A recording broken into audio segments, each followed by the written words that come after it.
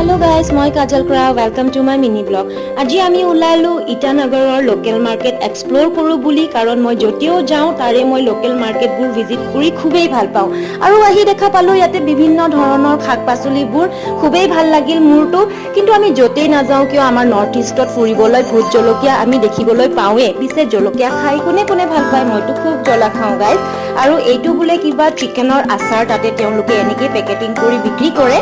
আৰু ইয়াতে দেখিছেনে কিমান ধুনিয়াকে মাকৈ পুৰি আছে আমি মাকৈ পুৰা দেখা পাই ভাবিলো মাকৈ পুৰা জুটিয়ে লওঁ যিহেতু ধুনিয়া বতৰ তাৰে আৰু আমি বহি গলো মাকৈ পুৰা খাবলৈ মহে যাই ইফালে মাকৈৰ জুটি ললে আৰু আমি ৱেইট কৰি আছো আমাৰ পুৰা মাকৈ কেতিয়া পাওঁ বুলি পিছে তাতে মাকৈ পুৰাৰ লগত তেওঁলোকে কিবা এটা মাকৈৰে স্পেশাল পাউডাৰ দিয়ে খুব জ্বলা হয় দেই কিন্তু গাইজ আপোনালোকে যোনে জ্বলা খাই ভাল পায় তেওঁলোকেহে এই পাউডাৰটোক ল'ব